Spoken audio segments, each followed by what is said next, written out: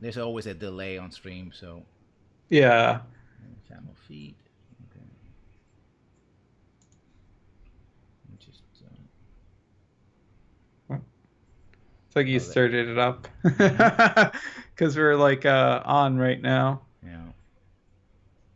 So we should be on right now, and I'm just. By the way, I just have to switch on the air conditioner because it's bloody hot in here. Let me just take a second. If you hear anything, a lot of noise, just let me know.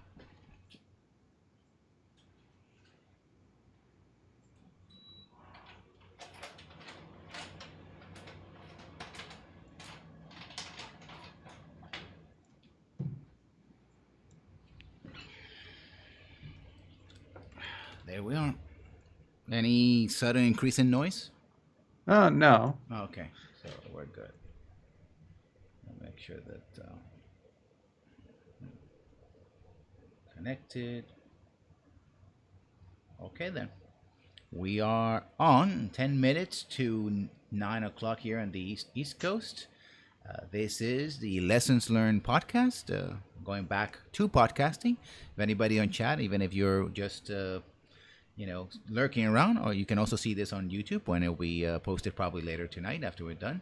The subjects we're going to be talking about is going to be the post E3 show. We're going to talk also about Mass Effect Andromeda and some ideas about the current status of video games. With me tonight is fellow YouTuber Chapomon. Say hi to the folks. Hi.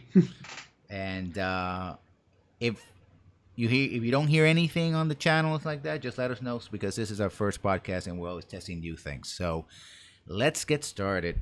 E3 was last week, and it wasn't as big a show as it usually is, but it still had a lot of bombastic dances and music and all that. Also, a developer digital making fun of everything in it, so that was a highlight of it.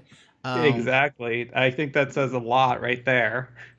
uh, so, Chapomon, what were the games or the instances that just jumped out at you the first time you saw it? I would have to say the only things that piqued my interest at the time were Life is Strange and Beyond Good and Evil. Of course, the main thing with Beyond Good and Evil is that we've seen this before. It's a full rendered trailer. Mm-hmm. It's not like we haven't seen that before the last time they announced it, like about 10 years ago now. Yeah. Well, Uh, the thing about it, I think a lot of people are making comments that the game is the language of the trailer was a bit more adult. yeah, and Which, that stood out to me the most too. My boyfriend was like, "Why are you hanging up on that?" I'm like, "It's not so much the adult language. It's just that's just an immediate change of tone based on mm-hmm. the first one. They didn't swear as much on the first one, if they did ever. Yeah, I think they were going for a different audience, right? It's been what 10 years, 12 years since the first Good and Evil, so it's like Something like that." they grown up. Maybe I don't know. Maybe a couple of fucks here, given here or there might actually sell this one. Who knows, right? Uh, Well, let's just hope they're not trying to cater to the lowest common denominator. well, this being the video game industry, they're always catering to the lowest common denominator, sadly. Uh, but yeah, I mean, it looked great, but like in past E3s, we have a lot of trailers talking about trailers that the one trailer that really got me, and it didn't get me because of the game itself, it got me because of the subject matter, of course, was the Star Wars Battlefront. This is Star Wars. Ah. I like Star Wars, so I was like, "Hey, Star Wars!" And it was like, "Hey, Battlefront." Yeah, this is the game that should have been released 2 years ago, and now we're getting it. uh, and of And that was, course, yeah. Go ahead. then of course there's the chatter, the scripted chatter. Oh yeah, everybody's coming in. I don't know why. I don't know who they think they're fooling with that. I mean, that's the thing. It's like everybody who knows that that's just fake. I mean, they could at least put in a little bit of effort. They can, if they're worried about swear words and stuff, just replace it with more acceptable swear words, like replace shit with crap, and go with the Battlestar Galactica way of replacing your fucks with frack. Yeah, but I think the problem is it sounds too well done. It's a writer's attempt to have something that it can be readable on screen because it clearly is written by professional writers, but try to sound like it's sort of like the first impression, like I'm describing what people feel. And that's great when I'm reading it in a book, right? Oh, Martha was excited that the tank blew up into a million pieces. When you write that line and have Martha say it, is like, yeah, I don't believe you, Marty. That's all we need is the professional actors to start reading their blocking. Almost like that. I mean, that's it's. You can almost hear the blocking. You can hear the descriptions. Of like and she raised her hand and looked to the side and stuff like that. I mean, it's like, Oh you no, Jarrah's Wrath. The anthem one was hilarious. yeah.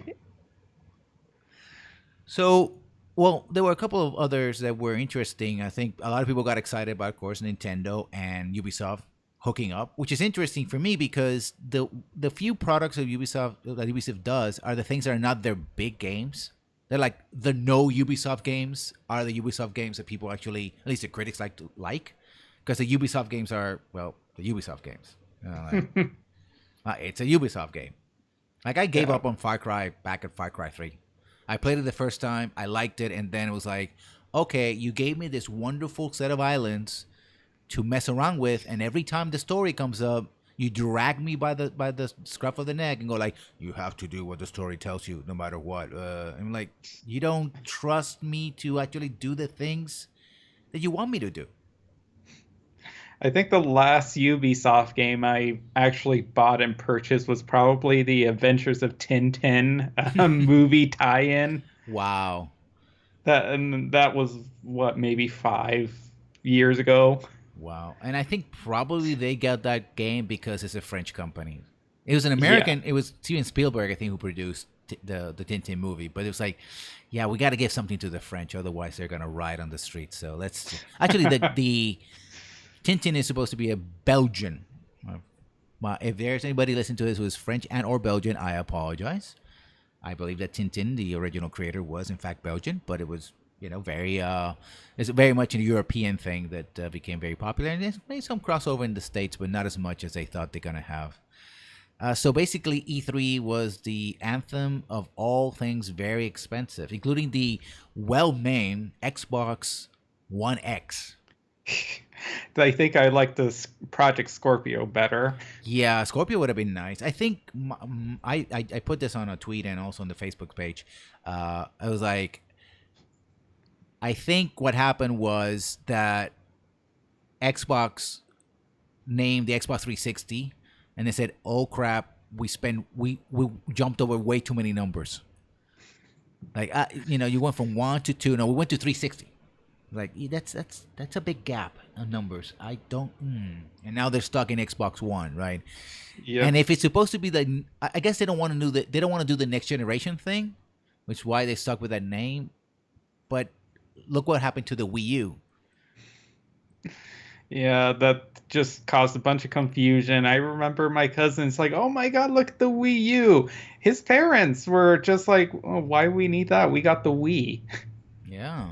That was their exact response. I had to explain it. Oh no, it's a new console. It's not. It's the new console. It comes with a little handheld, but like tablet, like remote control. It's completely different. No, and I think also, I mean, there's different things, and I think I have a discussion with friends of mine. It's like one of my friends has now become basically an Xbox fan, right? He has the Xbox One. He's like, oh, the Xbox One is the best, etc., etc. The whole console commander versus PC gaming and all that stuff.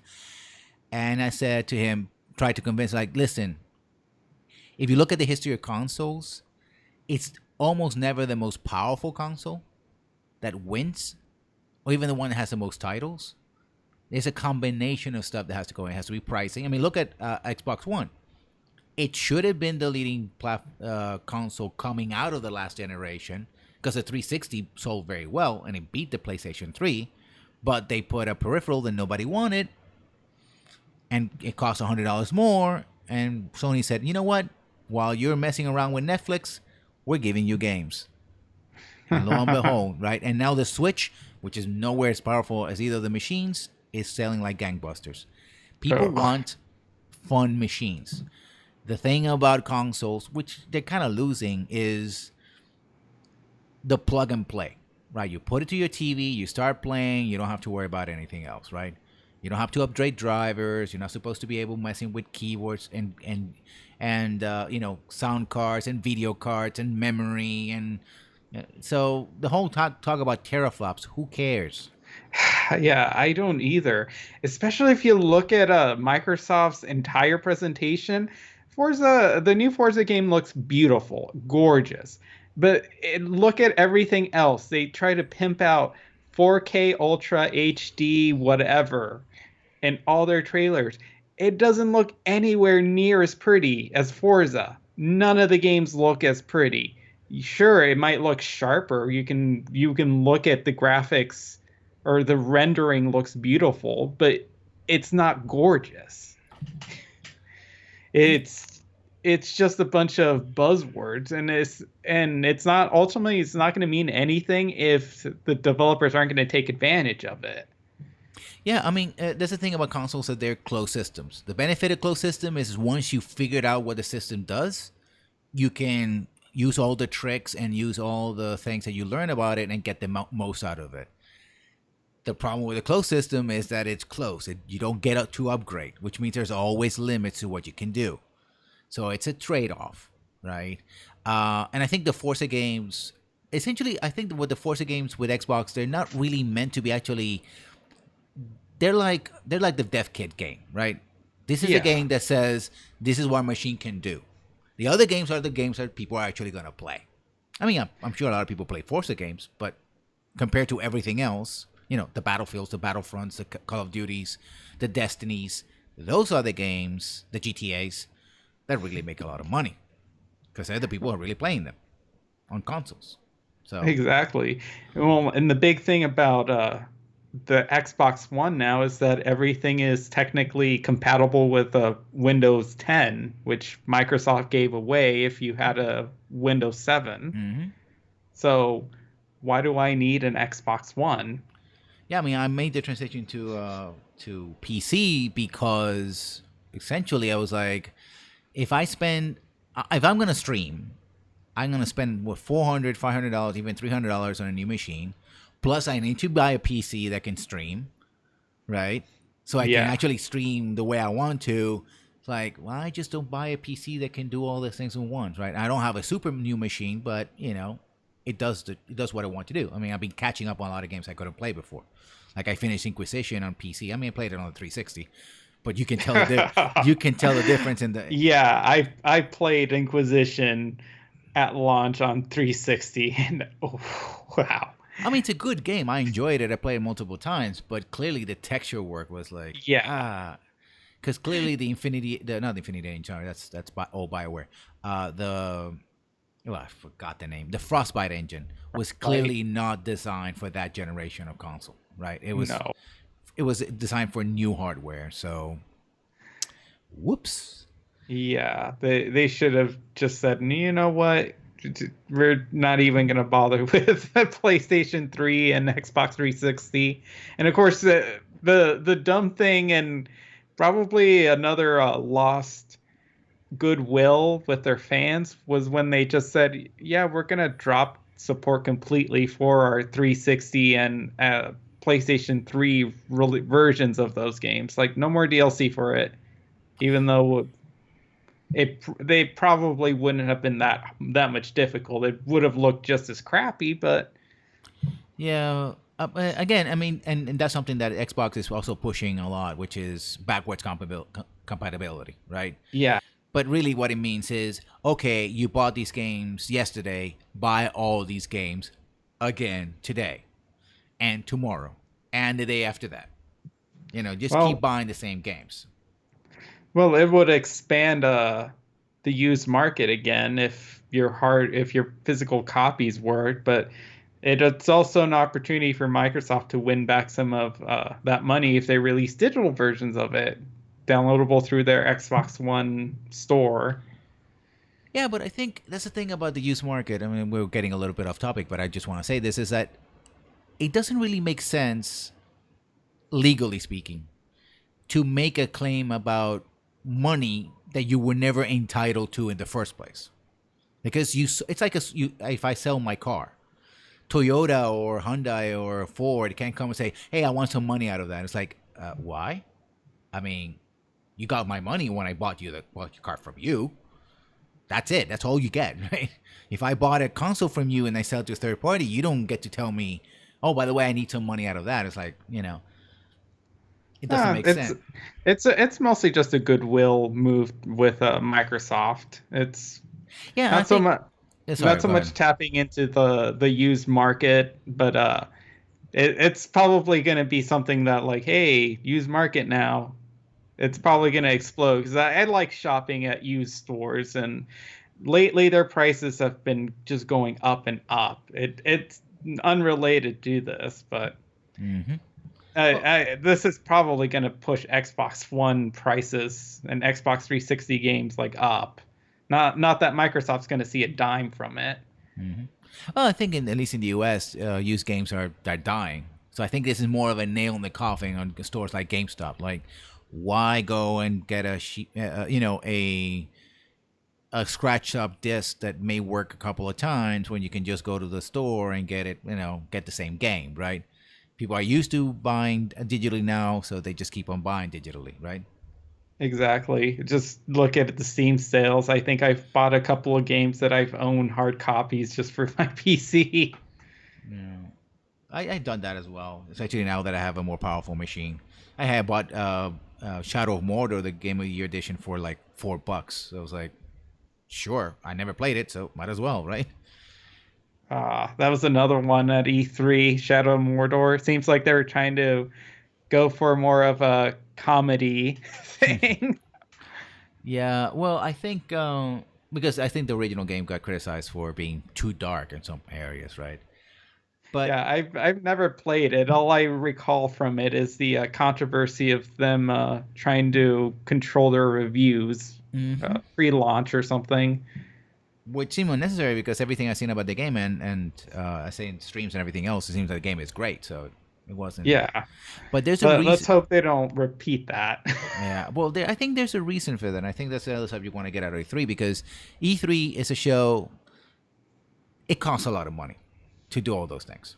Let's be honest. I mean, I would wager that each presentation is the equivalent of a big time rock concert with the lights and the presentation and bringing Twitch personalities and YouTubers to fill in for time and the rooms full of computers and all these things and flying people to and from.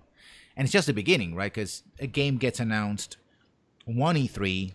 Like most of these games are not coming out this year at all. They're No. coming November of 2018. So it's what, 15 months? If the Yeah, games don't so if the games don't yeah. get delayed, right?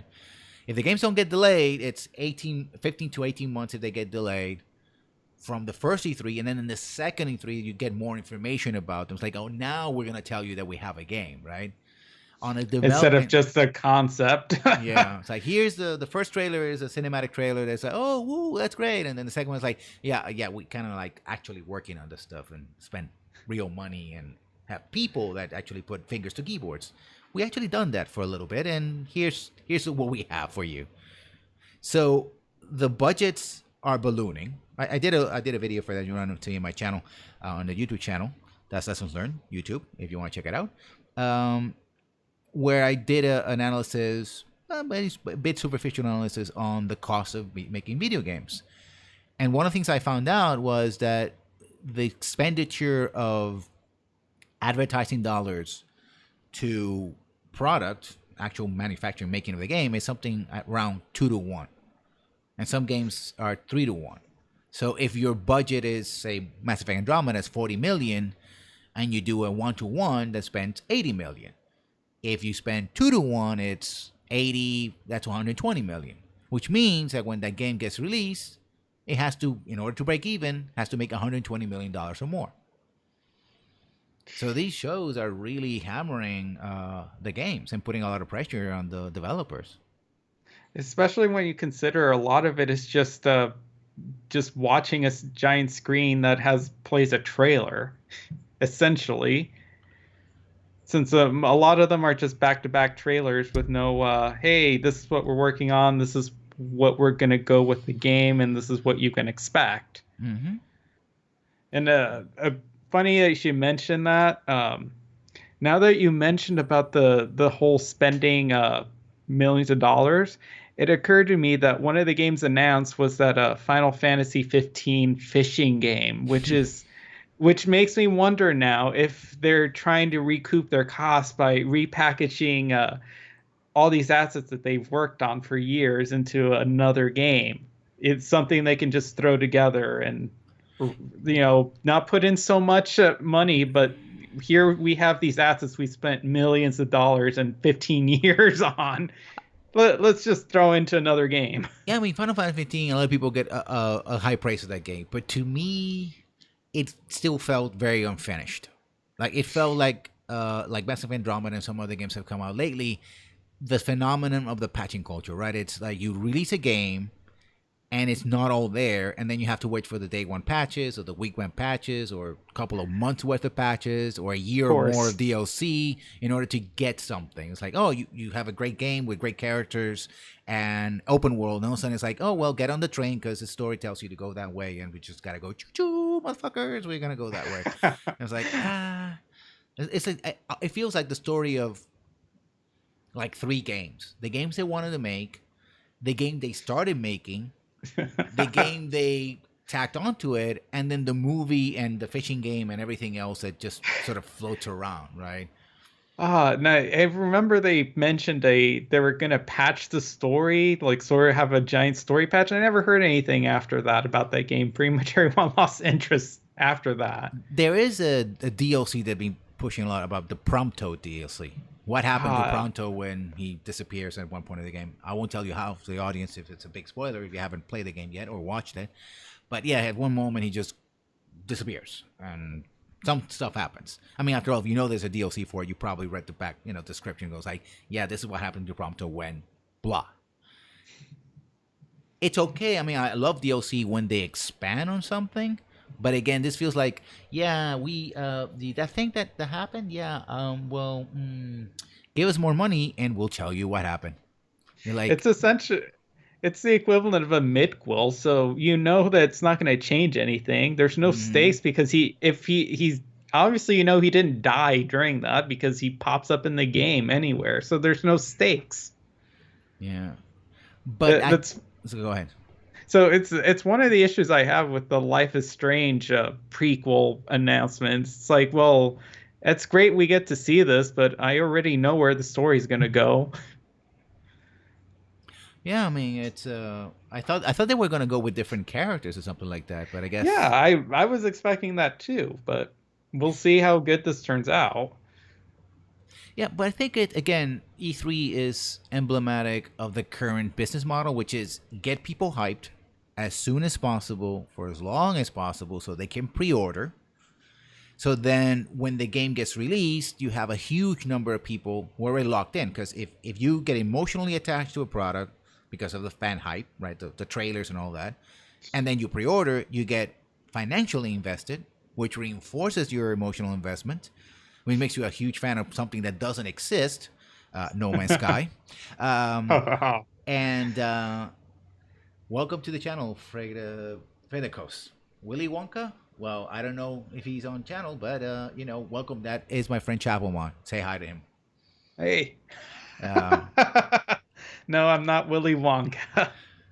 uh, and we're talking about E3 and business acumen of the industry, wherever that may be. So as I was saying, they get people invested, right? You um, you get the game, but the thing about it is then you have to. The idea is not only have a huge install base, a la Destiny, for example. I think the numbers ran up to 25 million, but have a very large number of concurrent users because those are the users, as in Grand Theft Auto 5, for example, that spend the money on the microtransactions. And it's Oof. no surprise that games like Destiny and Grand Theft Auto 5 were so expensive. I mean, I think the budget for Destiny was $500 million, and Grand Theft Auto 5 was 283 million, so a little over three quarter of $1 billion. You know, it's great if you can make the money back and slam mod makers for the single player because you don't see any money from that. Unlike Bethesda, who exploits mod makers to the ends of the earth. Different strategies, but there you go. Um, that happens, and I think the problem I was talking about the patching culture earlier is people like me who don't pre-order. We have learned our lesson. Yeah, the jokes write themselves. We learned the lesson that there is no benefit to pre-ordering or doubling pre-order if you pay for the Oh, for the the season special passes deluxe and editions the and season stuff. passes and everything else, right? You get there, you're you get the game. The game isn't complete, especially in console. You can have to spend like an hour and a half for the first day patch, and it doesn't really fix anything. It's bigger than the original game, etc., etc. And people say, "Well, you can preload." Yeah, you have a game in your machine that you can't play. Wonderful. Isn't that great? You have to ask permission to play the game you already paid for. Congratulations. You know, um, you get the game, and then if you're not pre-ordering, that means you're probably gonna wait for at least for reviews and for patches and stuff like that. And as long as you're not playing the game, that means you're not buying microtransactions. You're not, paying for crab armor or new skins or deluxe gambling boxes or something, right? And if you're spending all that money to advertise your game, right, and your budget's already ballooning, the risks are increasing, which is I think one of the reasons why you're seeing a lot of rethreads of old games who get HD. You see they're playing it safe in many games because the games are getting riskier and riskier and riskier. So yeah, no. Funny you should mention the pre-order thing because I know Microsoft was just in the middle of their presentation pimped out, hey, all these wonderful games you see, pre-order it now on our Xbox One store. I believe Sony showcased a Destiny 2, Mm-hmm. and they're like, hey, Destiny 2, but you get the entire definitive launch experience if you pre-order with us because you get, this new map. Here's a new skin, new gun. Yeah, Bam, like get it for PS4. in Destiny, even though Destiny has been a success, definitely has been a success. You can't say Destiny has not been a success. Oh yeah. But what happened with Destiny? Half of the game was delivered, right? People who just wanted to shoot things and do instances got a great game. People who were hoping that they were gonna get that plus a story went like, uh, what? you know? Yeah, go to this website. It's all there. Yeah. So now they're promising that Destiny 2 is gonna have both. It's gonna have a story for people who want story, and they're gonna have looting and shooting for everyone else.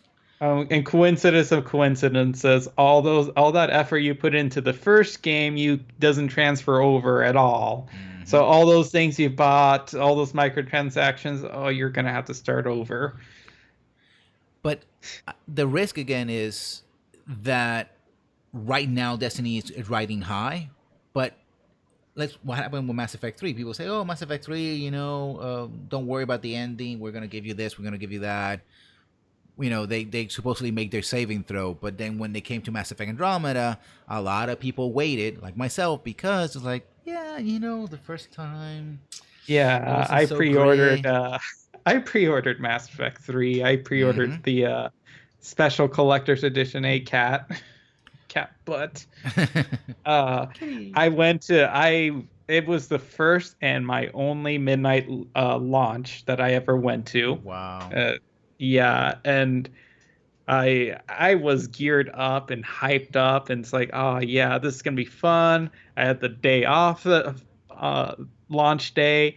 I got my bar, so I'm gonna stay up all night, and I'm just gonna power through this game. And then I was left so confused and miserable at the end. Yeah, I was confused. I was like, and I think, and they did try to save, and we're gonna really talk about because you made a video about is it Jarl or something? Joel, Jarl. Joel, Yeah, they double A, but it's an O sound apparently. Aliens, who knows, right? Joel, Jarl. yeah.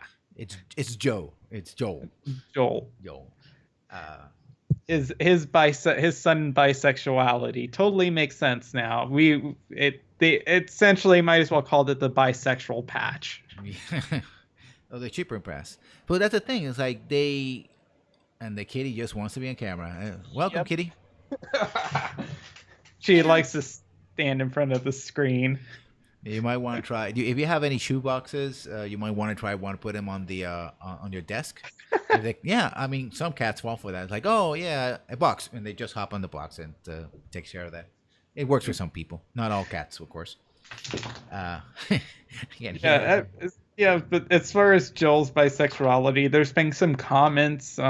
I've gotten some comics saying that he was always intended to be bisexual, and I was pretty sure he was because I don't know where I got the idea from, but before launch I was pretty sure that he was supposed to be bisexual, but they said that it's in the source files. There's audio for it, but it's like so they either cut it because it's not the first time BioWare's cut like bisexual characters. The original two human love interests, the Caden and Ashley in the first Mass Effect, were supposed to be bisexual.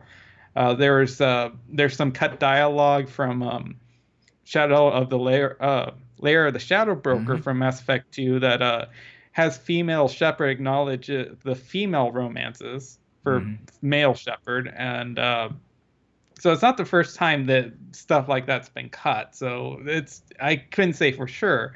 But then after I made that video, I noticed that there's a female Angorian romance option for a male writer. Why? So if it makes sense for this culture to be bisexual, why wasn't she patched to be bisexual for a Yeah, female writer? yeah. But the thing is, talking about those things is two things. First of all, the assumption that a bisexual person or any one person would be attracted to the main character just because, right? It's like, Yeah. yeah, like, and the second is, it always people talk about representation. Bioware is trying to be representative. It's like, yeah, but the tendency is always when they supposedly have a bisexual character, they always cut the gay part. Yes. I mean, again, I play for the story, for the plot, and I play those games for the action. I replay them for the romances, right? That's a replay value for me, but it's not the first thing I Yeah. go in, not the first thing that grabs my attention. But and as a heterosexual player, I said, okay, it feels to me a bit unfair that you always cut to my side when every single game out there is like, yeah, dude, we got you covered. I mean, it's like. I Yeah. mean, it's like, oh yeah, we're gonna. Oh, sadly, we had to cut some content. The part that makes his character actually LGBTQ plus. But if you get too angry with us because some other thing we done, we got you covered. Yeah. Uh, I don't understand why the entire thing just came off as a pandering because why patch this in out of all the issues that Andromeda has? It's like you're gonna focus on this that yep. I don't think anyone was complaining about. I think the reason it goes back to Mass Effect 3 and how they handled the whole mess with the ending. Like if you think about it, the extended cut and Citadel DLC were, and even a little bit of Omega, were all about. We know that we have a core audience that's very vocal on forums, on social media. They like these things, right? They write fan fiction, they do fine art, etc., which is fine. Sorry. And if we appeal to them, we're good to go. That was the solution. The solution wasn't, okay, we screwed up the story, let's try to make some sense of it. It was, we give these people what they want, and we're good to go. We can go to conventions and nobody's going to harass us. They're going to say, saying our praises. Even if we have to break the characters, because I play Citadel DLC, I was like, who are these people? I mean, Uh, I don't recognize all these characters. I mean, I recognize uh that I probably read like a dozen fanfics that have Tally playing acting like a 12-year-old, yeah, I but really need to finish that series, but and the funny thing about Citadel is they introduce this character who turns out to be the villain. I mean, she turns out to be a traitor, and it's like then they make an entire comic book series called Foundation that I think kind of elaborates on her backstory and just like her parts of working in Cerberus, and it's like, why? Well, you're justifying this Mary Sue character essentially Mm. in the lore and just trying to just shoehorn her in there, even though it makes no sense whatsoever. Yeah, and the plot itself of Citadel is it's bad.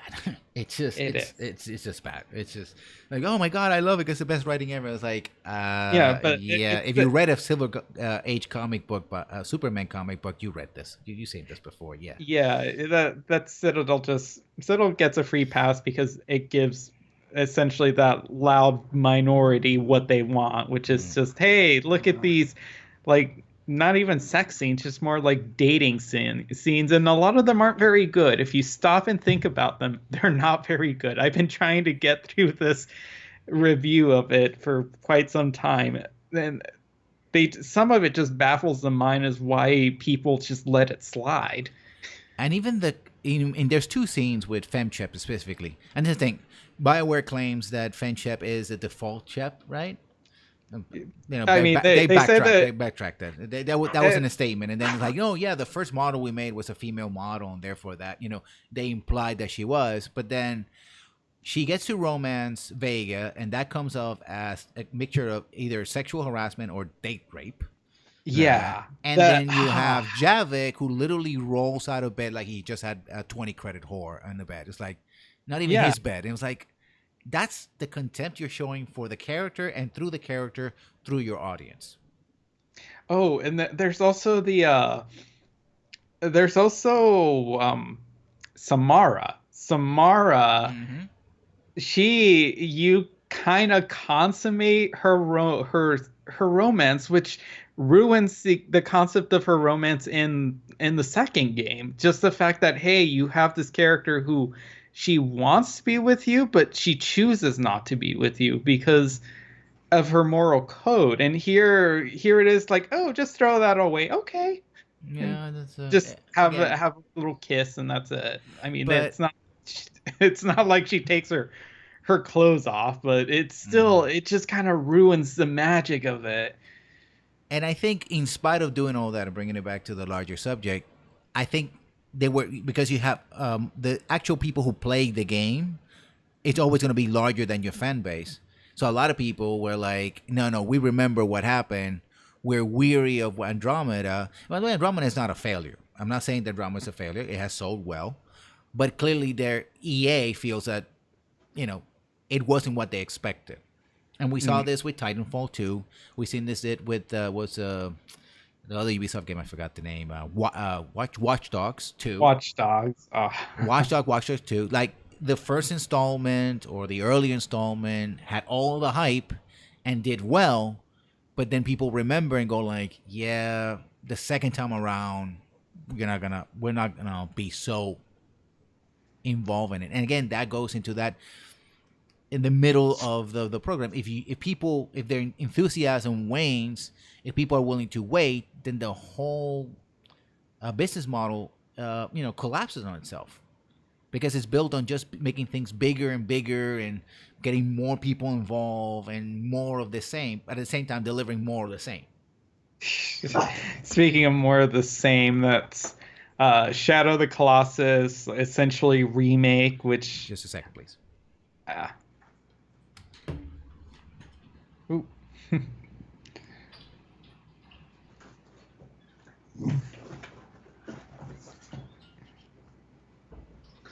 No, because I gotta keep you guys entertained.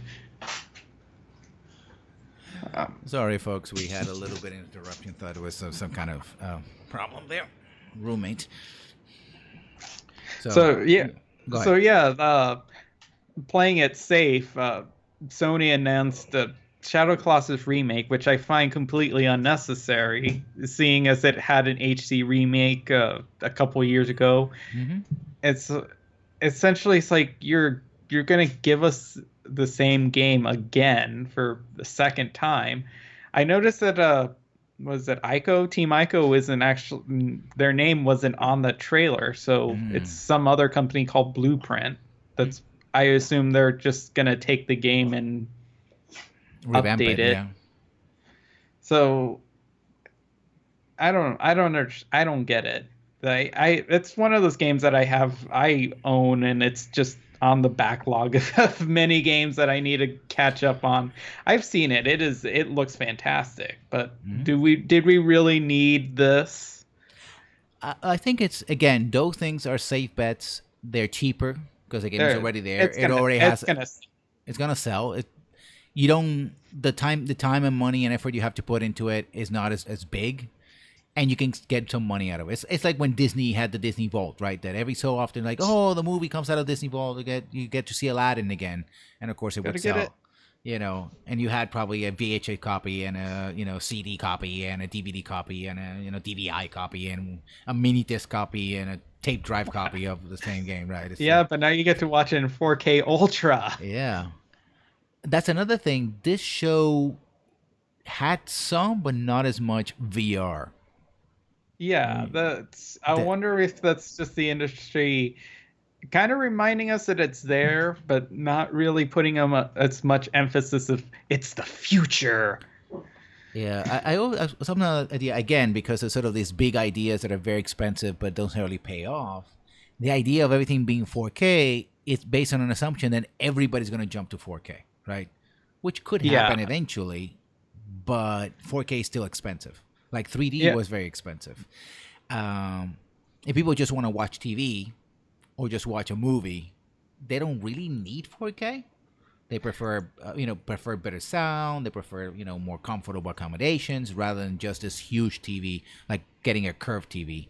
They might not be in numbers there enough. And if you don't have the 4K display, then you're stuck, right? yeah. Yeah. I personally, I still need a. I'm still using the TV that's probably like 12 years old now. It's a 1080p old TV.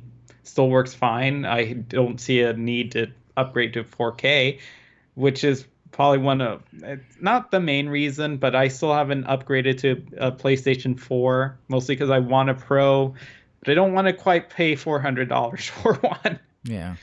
I mean, I played most of my era with 360. I played it with a CRT. Oh, Yeah. Until yeah, until that literally it burned up. It's like, no, I can't do this anymore.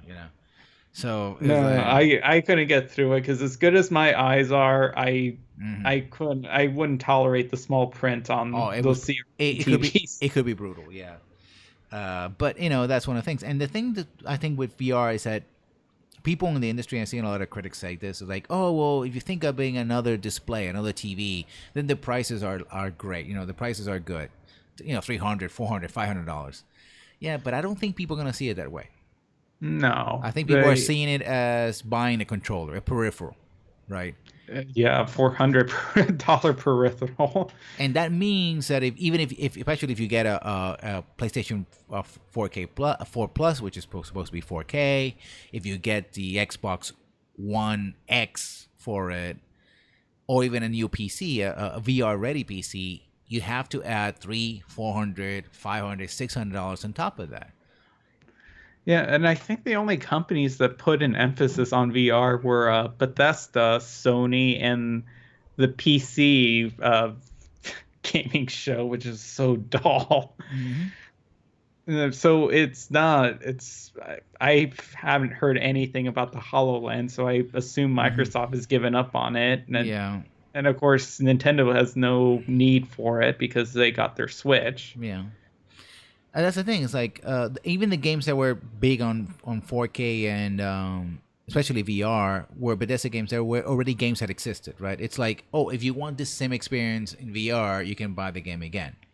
Everyone else Yeah, has the basic edition, which is the one I have because you can mod the hell out of that game. The special edition, the legendary edition, the ultra magical fairies and Dragon Ball DOS edition. I mean,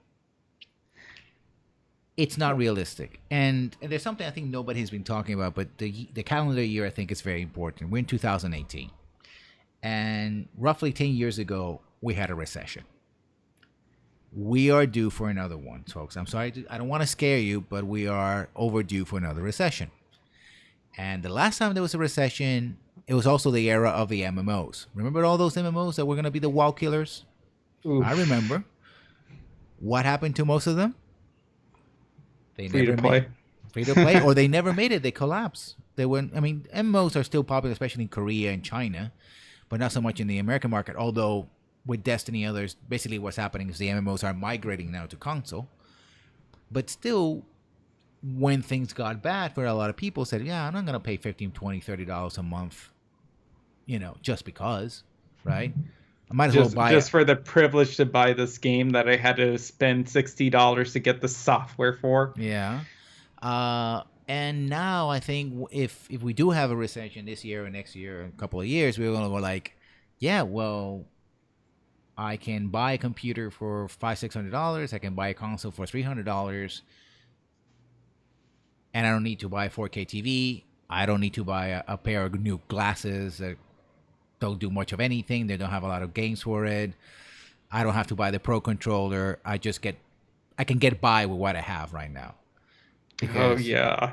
And of course, the PlayStation Move or the PlayStation VR needs the fancy Move controllers, which is two which generations old, I think. yeah. It's, And the funny thing is that they're before they were only like $25 now, like each. mm-hmm, You can get them pretty cheap. As soon as that thing the VR came out, it's like now you can get two of them for $100. I'm like, you kidding?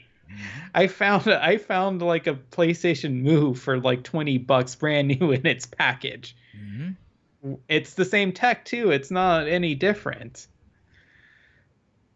So I don't understand. I really don't think that adding more peripherals is probably the way to go for the gaming industry. I definitely have no interest in VR whatsoever. Yeah, It looks and like it looks like a gimmick. yep, like that's another thing. And the history of especially of consoles are full of peripherals that never went anywhere. People talk about the iPad. You know how many tablets litter the closets of millions of people in the United States? They bought one tablet that sold 100 or 1,000 copies, and somebody else bought another tablet for a home computer or a console, whatever, or a wanky joystick, with wheels and trapezes and whatnot. It's like it's a very tricky market. I mean, Laserdisc never went really anywhere. They stayed extremely expensive because you had to buy like a projection television that was like, $5,000, and And of this, course, yeah, and so Nintendo's trying to move into sort of the flood of toy interactive toy peripherals now with the that what was it, like Star something. mm-hmm. Yeah, amiibos. No, not their amiibos. They announced Ubisoft announced a game for the Switch called Starlink. If it's Mm. called Starlink, essentially you have a toy spaceship Mm-hmm. that you have to attach. You attach actual guns to it, and it reflects in the game that, hey, all of a sudden your ship now has this gun or this shield generator. It's another thing to join the flood of what, Disney Infinity that got shut down, or Yeah. all those Skylander toys. Yeah, that's another thing that we see these peaks and valleys. We see, a couple of companies get the idea that doesn't take off. Somebody else makes it better or cheaper, that takes off, and then everybody tries to ride the wave, and now we're seeing the wave collapsing on itself. Right? It's like It oops, too late. it's gonna be it's the next rock band Guitar Hero peripherals Yeah, that's market. another thing. And going back to the aspect of the fans here, I think people tend to forget that what's big today doesn't disappear because you still have those games out there, but the market tends, sectors of the market tend to grow and shrink. I mean, Call of Duty is going back to World War II. I remember when Yeah. you would go to any GameStop or EB Games, whatever, and it's a wall of World War II FPSs, right? You know, 5 games that have you assaulting Omaha, 20 games parachuting into Germany, like three other games in the Russian steppe or something like that, right? And then they're all gone because the market got flooded with them, right? It's like, people got or tired of them. or Yeah. the zombie game flood Yeah. of a couple of years ago. It's like I don't think I think maybe there was only one or two zombie games this year. I'm sure a couple of E3s ago it's just zombie game here, zombie game there. You want zombies? Zombies. Yeah. So these trends come and go, and I think we're gonna see. If I want to do some predictions for next year, I think that certainly, I think Sony probably is preparing the next console. They Hmm. have to. Although I think they're sort of watching Xbox. If Xbox really takes off this Christmas, they're probably going to launch a next console. If it doesn't, I think what they're going to do is they're going to do like the iPad, right? Or the iPhone. In essence, that's their strategy. We're going to have slightly better machines every year, every other year, right? It's going to be the PlayStation 4, the PlayStation 4S, the PlayStation 4.5, that sort of thing. Because I heard they want to get rid of quote unquote generations, but really, we're already at the end of this generation. Let's I'm be just honest. waiting until yeah, I'm waiting for the consoles to be module or something like almost like the Nintendo 64 had that expansion port, which just essentially gave it more RAM. If they're gonna make it to where it has like little module, say graphics card or something, it'd be very unpractical. But I wonder if eventually we're gonna get to that point where you have a I, PlayStation with like parts that you just take off like a PC. well, again, I think it has been attempted before. Sega was big on that back in the 90s. Back all the way back to the ColecoVision, you could actually mod it to make it like a weak home computer. So there's always been, and that's another thing. There's always been attempts to make consoles like be a at least a home computer, and home computers that were turned into consoles, right? But what happened to the home computer market, I think it's probably going to happen to the consoles. And that if you go that route, then again, there's no difference between that and a PC, right? You already have to wait for downloading, firmware updates and updates to your controller, and patches for your games. Like, well, I can do that whenever I want to on Steam or GOG or whatever, and I can just. That's why I left PC gaming for a while, for a long while, because I didn't want to bother with those things. I got tired of playing one game fine, and the next game needed, 100, 200, $300 new graphic card or something. It was like, you know. So it's like all the thing about consoles is that again they're very convenient, fixed price points. You buy it, you put it under your TV, you hook it up, and you're ready to go. Yeah, Increasingly, and that's not true. I think that's mostly for the average consumer, especially when you have parents that don't really know much about gaming buying consoles for their children. Hmm. Like they think we have the luxury of at least knowing that we can build our own PCs and what's probably better or not. And even then, we can make mistakes. It's like Exactly. you know, and even on PC, you're sort of always there's always a new card that's coming out. There's always a new processor that's coming out. It's like, oh, should I buy this one? But if the Rising came out and I don't buy that one, then so that game over there can't play. And the benchmarks. And I think in PC gaming, we're so used to sort of the moving of the goalpost that we don't realize that most people don't want to deal with it. They don't care. Exactly. They don't care. They just want to play the games. They just want to have fun, right? And they don't give a damn. Exactly.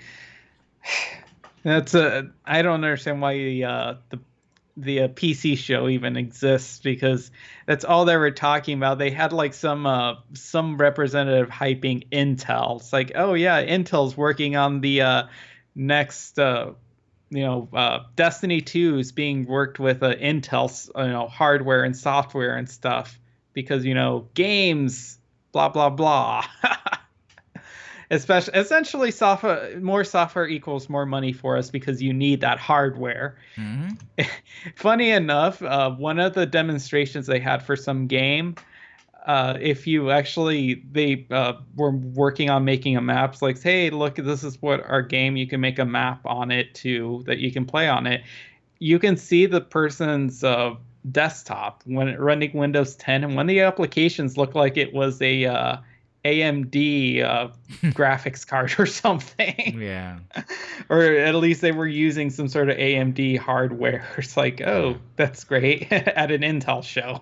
Uh, they basically they went for the cheaper, processors. Yeah, Yeah. yeah. I mean, you need 20, 30 computers. You're not going to have all of them Intel. It's going to cost you, what, $1,000 per machine, just a basic machine? Come on. Yeah, that's actually Doesn't how make much any sense. I spent like $1,000 building a new PC like 2 years ago. Just essentially trying to make sure that I have something that's going to last me at least 10.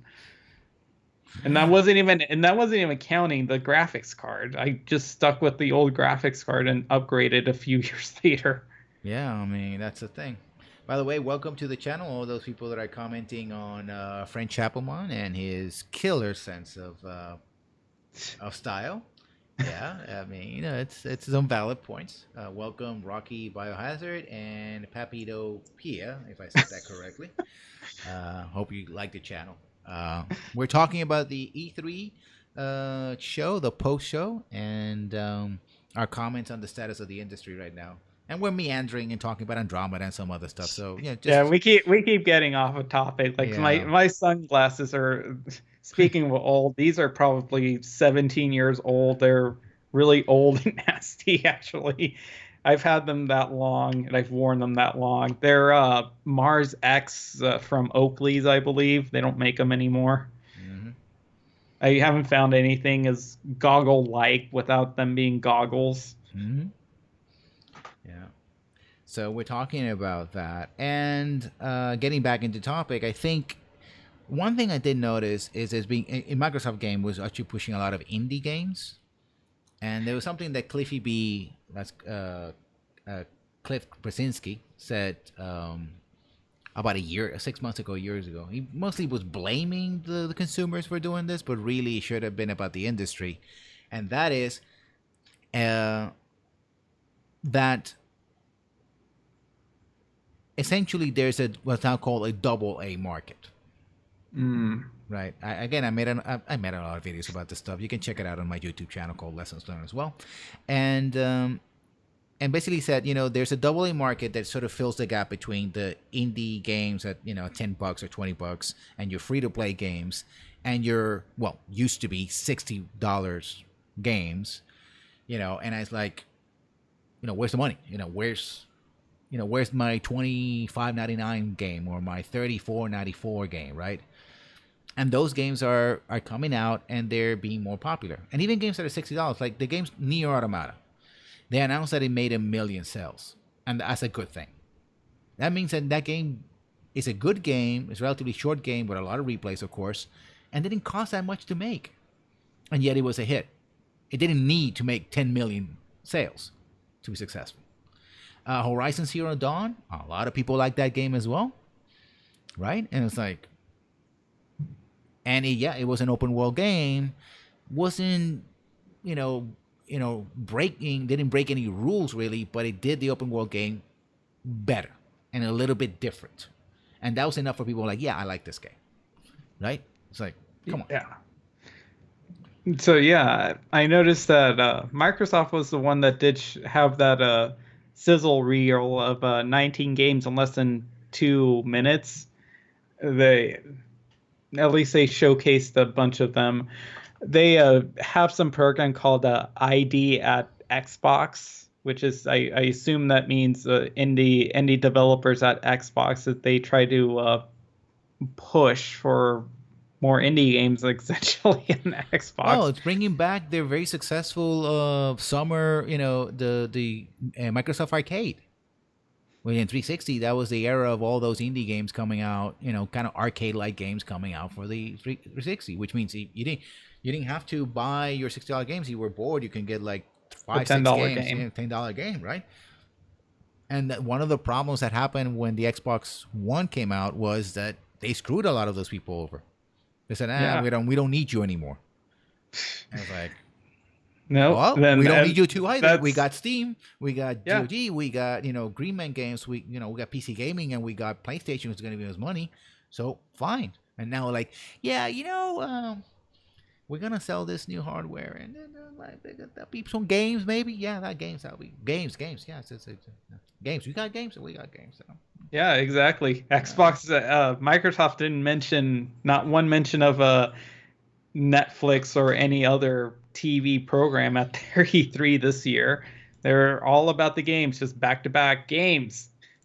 and I do know some people have used the Xbox as a cable box and stuff like that. But it's that the Netflix is more like a bonus. It's like, oh, I'm messing with it. Oh, it has Netflix. Okay, I'll use it. But you don't spend three, $400, $500 on a box that gives you Netflix. No, Because especially Netflix goes since like now, $14 a month. I mean, when your smart TV can do that, it's like I just gotta exactly. hook it up to the internet, and which I'm already paid for. So it's like, I mean, doesn't make a lot of sense. They still push EA also push a lot of the sports games, but again, it's playing it safe because that's what makes them money, right? Yeah, Madden Longshot, FIFA. They had a new Need for Speed game. They pimped out their Battlefield 1 DLC that they mentioned. Mm-hmm. But they also boasted a program called Search for the Extraordinary Experience Development, or SEED as they called it, and that's when they started to pretty much jerk off Microsoft's Scorpio, talking about Well, how fantastic those graphics are, and it's going to be changing interactive experiences, and that's when they dropped teased Anthem a little. hmm well, here's the thing. EA, and I think this is something goes all again. Talk about Mass Effect here because we're always going back to that.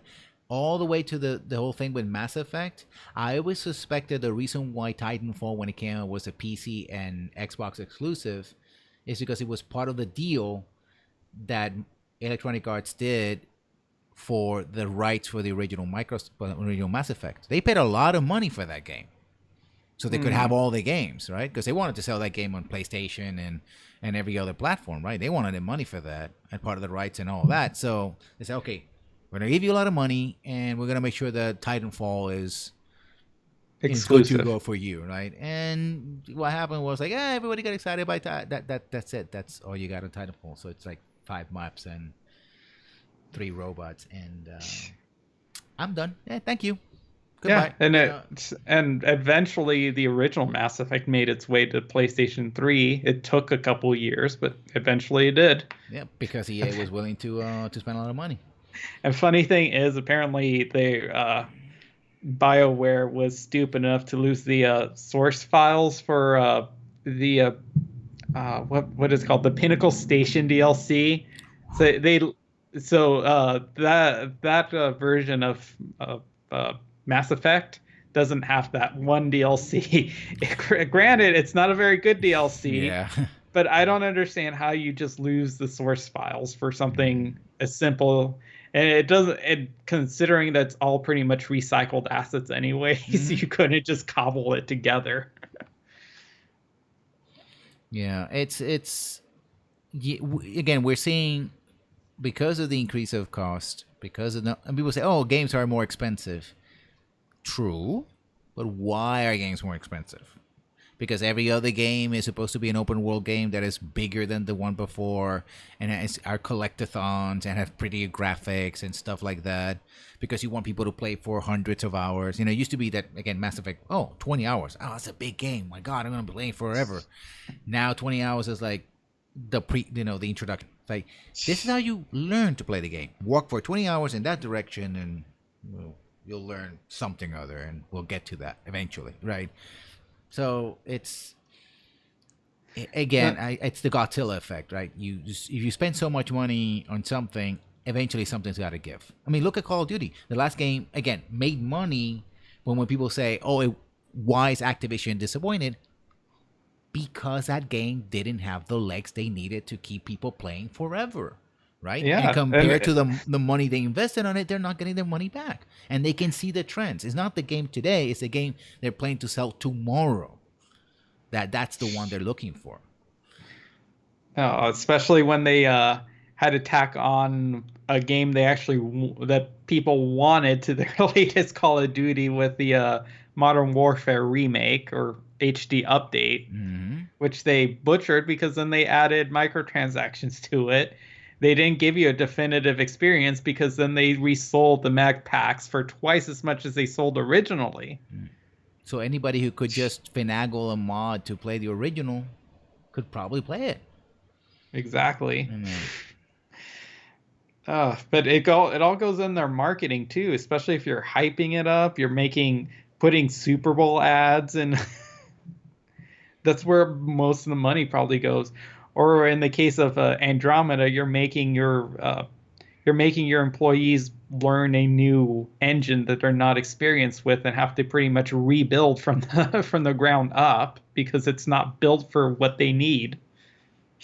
yeah. All just so you can have that iconic logo of the Frostbite engine. It's Yeah. exclusive to EA. Yeah. Which is an irony, another irony, is because BioWare started most of the business making their own engines for games like Baldur's Gate, which became the standards for the industry. Oh, that was So so long ago where yeah. almost every studio made their own engine. And it gave like every game sort of a unique flavor, and it Mhm. gave every studio this unique style that was always affiliated with. And I kind of miss that nowadays because everyone's just either using the Unreal the Unreal engine or Frostbite or just some other engine. That's Yeah. why I kind of give kudos to.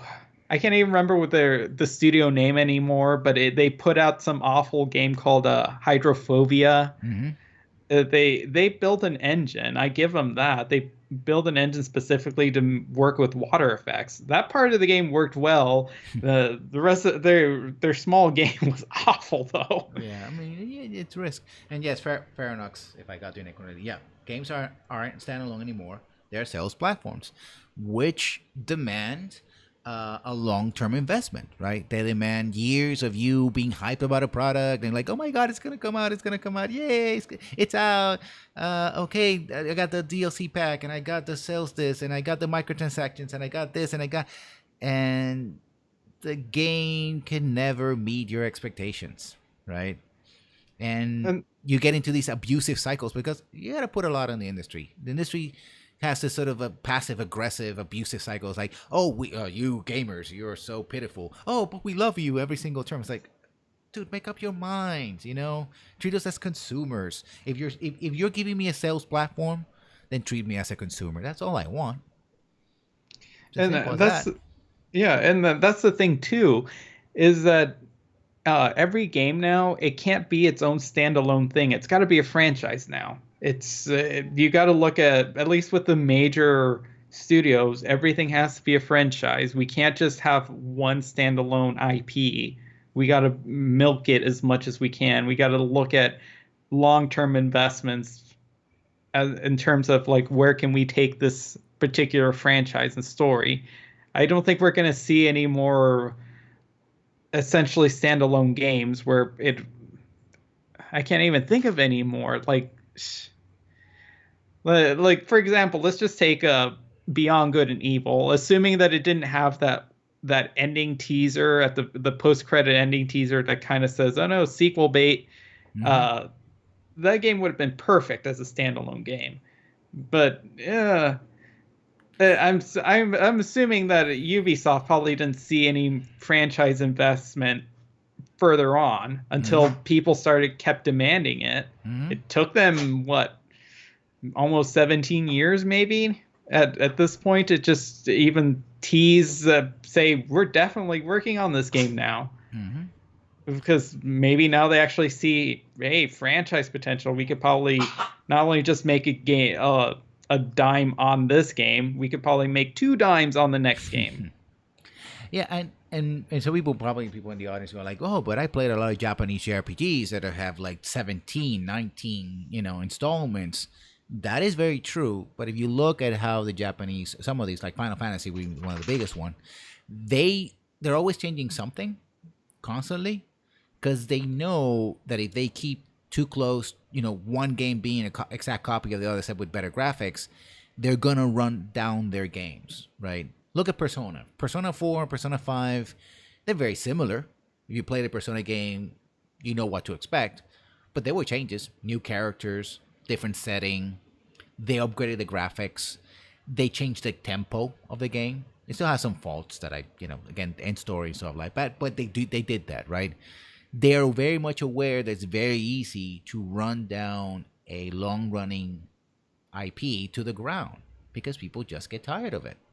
And what happens, I think, is going to probably happen with Mass Effect and some others, is that you have, as that starts happening and they start noticing, they start appealing more and more to their what they consider to be their core audience, the core fan base.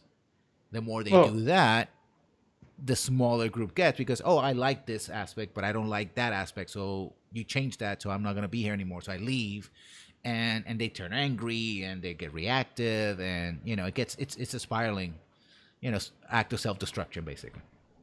yeah, and we actually saw that with the Assassin's Creed uh, franchise because they actually stopped making it a yearly event and actually decided to take a break. You know what? We need to take a break, recoup, and kind of take maybe the series in a new direction or something. I mean, I'm not impressed with the game. It's interesting, I guess, but I probably wouldn't play it again. I haven't played an Assassin's Creed game since the second one. I tried playing the sequel to the second one, which I think was Brotherhood, and I couldn't get into it, and I just stopped. Black Flag is one that a lot of people praise, and again, the reason why they praise it is because it was very different, right? Most of it was just going out to sea and doing piracy things, like playing pirates, from the days of Comic 64, right? So when people complain, it's like when you go back to ground, it's like, oh, you gotta assassinate that guy and sword fight these three guys and do that thing, and hey, Chanties, let's go back in the boat again, right? That was Yeah. what was fun. Of course, that's why they announced some new game too. That's essentially that Skull and Bones. Hmm. It's just piracy, all it is. Which is, it can be funny if it's done well. I do think that there's, going back to the whole sales platform and IP, we are seeing a growing trend. It's been going for years, but really, I think it's taking off now. That you're seeing, say, Assassin's Creed not as a game or a game platform, but as a universe. Like you think of a Hmm. Star Trek, World of Warcraft, for example. The Warcraft universe has attached novels and stuff like that. Mass Effect, that you're seeing them as a universe that you can do different things. But I think that really requires a sort of stepping back, right? You really have to step back from thinking Mass Effect has to be a third-person cover-based shooter, always, right? Or Assassin's Creed has to be a third-person, stealth game, and go, in this world and the universe of Mass Effect, you can have an FPS, you can have an RTS, you can have I don't know. I'd love to see a Mass Effect theme, like a fighter game, like Wing Commander or stuff like that. That would be awesome, right? Hmm. That would be a great game for that. It's a great universe. A Mass Effect choose your own adventure novel. Well, they kind of do that already with the interactive comics, and some people actually want that. But I'm not much of a point and clicker myself. I grew up with them, and it was like, yeah, I outgrown them. No, I'm just waiting for Bioware to put out give the fans exactly what they wanted. It's just a like mass crossover dating sim or something of all their franchises. Yeah, I mean, I think that they're gonna go, hey, that gun thing and that shooting thing, you don't really want that. You want hot elf on alien action, and we got you covered. They Yeah. they would, and you know what? They can make bank on just something simple like that. Like make it a $20 game or something. Just dating sim. They could probably make a mobile game out of that. Which actually they did a Dragon Age mobile game. Ugh, that was. Yeah, that was awful.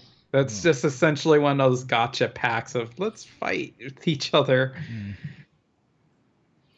So Then they also made a mobile Mass Effect game, which I think two, it they was made kind of two a of them.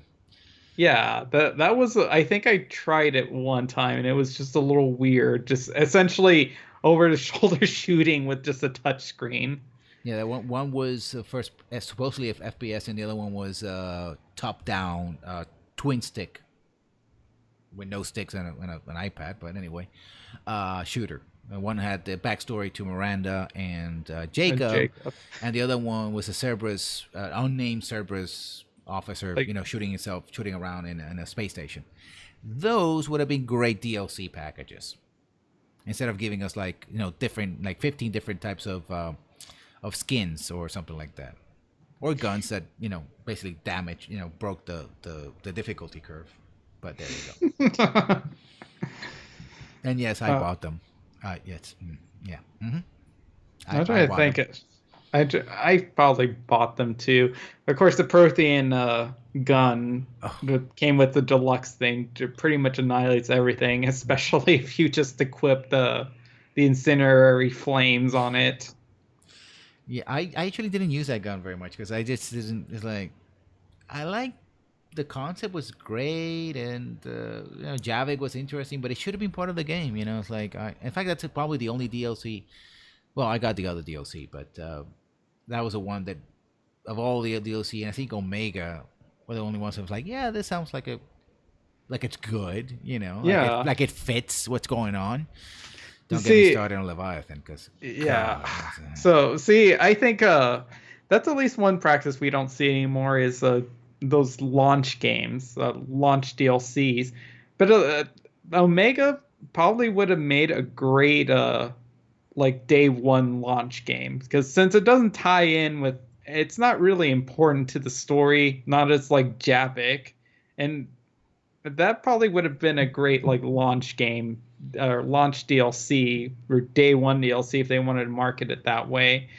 In my opinion, anyways, for as big as it is and for what it was, it would have. yeah, but I think the problem with the 1 day DLC is that like with Javik, it feels like you're cutting off pieces of the main game, and if it comes out in at the same time as the real game, it's like, well, why do I have to pay extra for something that comes out in the same day that I bought your game, right?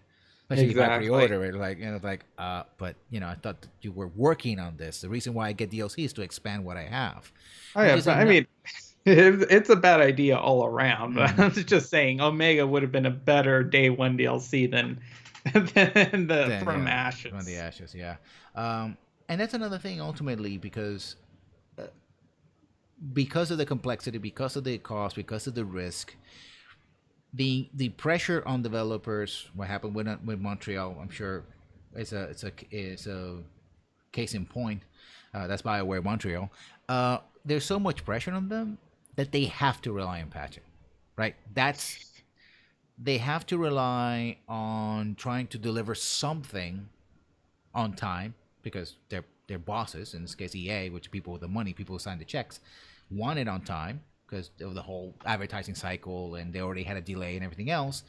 They have to do that, and then it's like, well, we gotta hope that we don't take off our audience so much that they just drop the game completely, and they will patiently wait for the patches and the expansions and everything that comes after, right?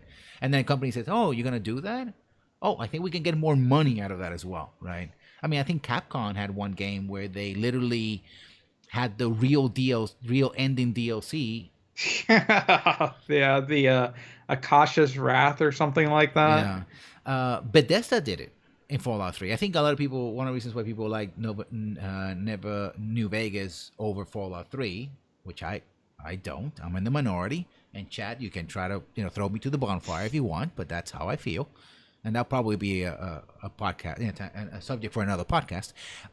Was because of how Bethesda handled the ending. Now, when I played it, I didn't have a problem because I played a very goody two shoes kind of guy. I was like, oh, of course I'll make the sacrifice. But it really doesn't make a lot of sense.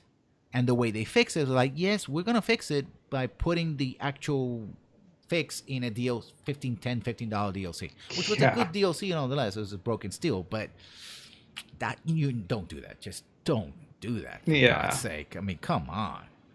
That's just again that's abusing the trust of the audience, right? Um, it's I think one of the reasons why CD Projekt Red and particularly The Witcher was so praised when it came out. It's a good game. It's a good, great game. But I think what really won over, even though it had some problems and it got patched, was the way CD Projekt Red dealt with the audience, right? Said we're not, if you're gonna have costume changes, we're not gonna charge you for that. We're gonna charge you only for DLC that expands the story. They made a commitment of making a good game on its face, right? When they Yeah, we're encountered not when they we're not encounter a gonna problem, release this half-baked game yeah, just to get it out on when we say if we need more time, we're gonna come to you and say, hey, we need more time. This game's yeah, not ready. We're not gonna release it to you in this state. yeah. I think that, I mean, this is a bit of extreme, but just to showcase how could you fix this? For example, people say, well, because I'm sure a lot of people in chat and people who watch this on YouTube are gonna go like, well, if you don't advertise, then you don't get to sell the game. Look at all the games that fail because there's no advertising. Like, I get it. You know, you gotta go out to the public. People need to know that you're out there. You know, you can't rely on being a surprise hit all the time. But like I said, we said earlier in the program, if you spend so much money on a product, far more than you invest in making it, then that product has to make that money back. And in the hurdle that it has to climb or jump over becomes higher and higher and higher. So as a rule, I would say, if I were making a game, I wouldn't talk about any of my games to say between 6 months to three to 6 months before the actual release.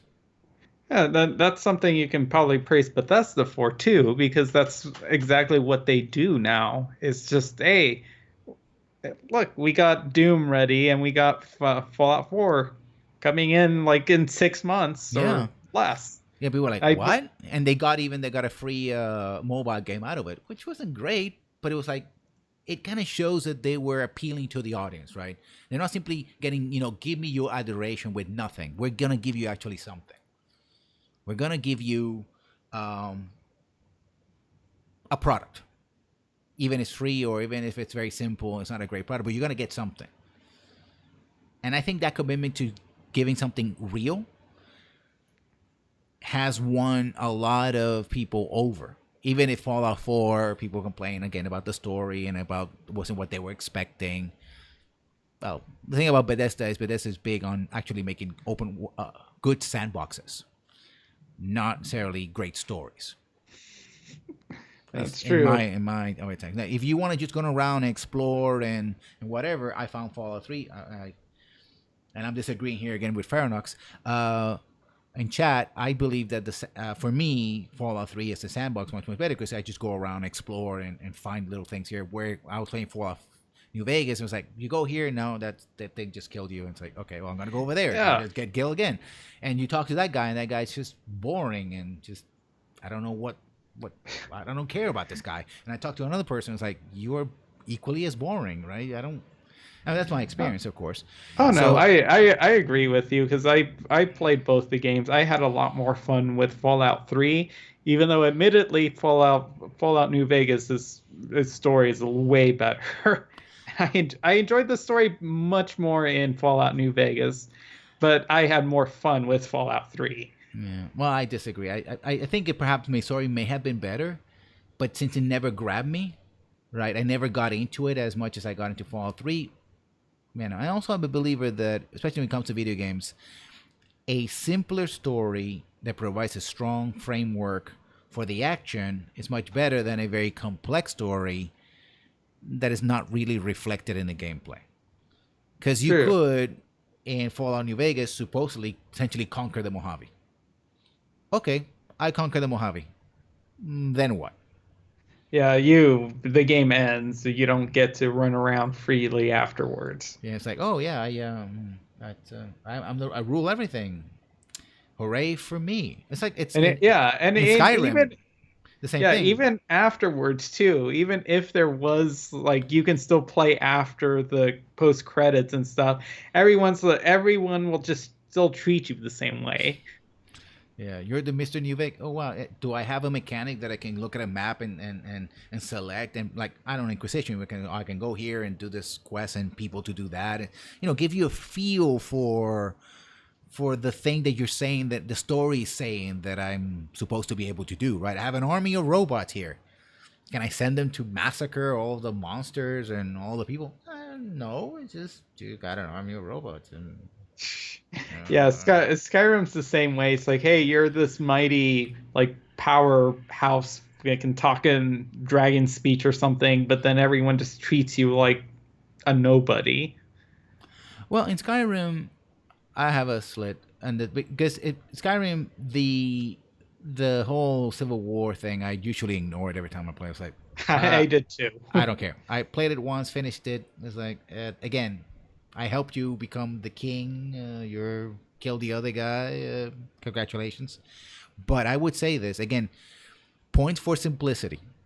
That ending, the main quest ending of Skyrim, is one of the best endings that I ever seen, because it really, to me, and maybe I have simple taste. I get, but it encapsulated what I was trying to do. Like I looked up and was like, "Wow, this looks amazing."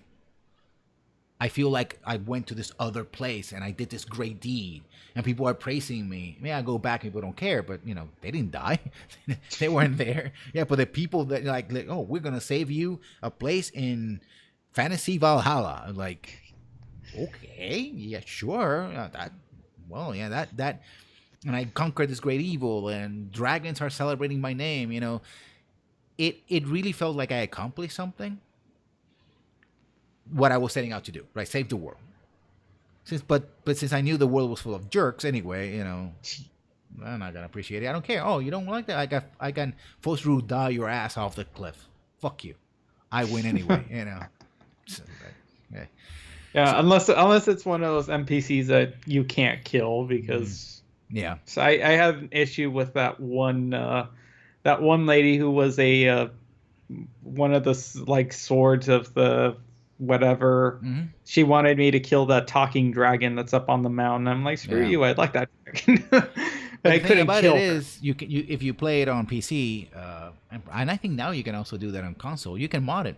You say, no, I can mod that, which is again one of the reasons why Bethesda, although they're going for the pay mods thing, people say no, it's not pay mods, but it is. Don't kid yourselves. They're not stupid. They're gonna make money. The only benefit of that, of course, is the modders get paid, which is they put the time and money on it, and they put time is money, effort is money. Let's be honest, uh, and they should reward it for that. And maybe you get curation from Bethesda, maybe. Yeah, that's the only benefit I can see on the player's part is that if these mods are in full support, has Bethesda's full support, that they'll always be essentially they'll be supported with any future DLCs. If they have any bugs, they should get ironed out officially.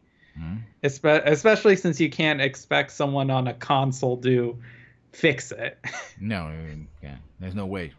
Even if you hook up a keyboard, it's like I don't know anything about the OS of this machine. That's just no, that's not gonna work. But again, I think that's a difference, and we're now seeing a system that is I consider to be exploitative. And you have a lot of people go like, well, that's just the way it is, and you can't fight it, and do this, and like, yeah, but eventually people get tired. They get tired. They go like, you know what? I bought this game, but I don't have to buy the next game. I can wait. I don't. I'm not as invested as I once was because you broke that trust, right? Because the whole hype depends on you trusting that the companies, in fact, is going to deliver what they're promising. It's as simple as that. Yes. I'm just curious to see how this is going to work. Like, what's their price points? Is it going to be based on whoever made the mod? Is it going to be based on if is it going to be a flat fee for just cosmetic stuff mods, or are we going to see like essentially mod DLC, like full mod expansions or something? I think that's probably the way it's going to go. I mean, they do have Steam, and Steam has a workshop. But again, people complain, so I don't think that again, if it's okay, let me put it this way, and let's be honest about the bulk of the mods that are out there. If it's a big booty mod, right? Realistic horse genitalia mod. Something like that. No, it's out there. Yeah, it's out there. There's a lot of stuff out there. Just Google. First of all, check with your parents if you can actually just use a computer and you're 18 years old or wherever legal age is in your country of origin. And second, Google mods Skyrim. Just just go for a ride. Just enjoy the ride because it's a doozy. It's a And Bethesda's presentation, they did acknowledge the Thomas the Tank Engine mod for yeah. Skyrim. Yeah, that's true.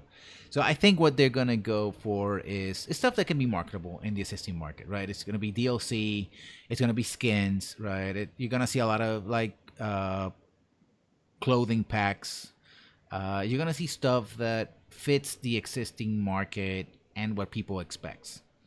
If it's fundamental changes to the game, right?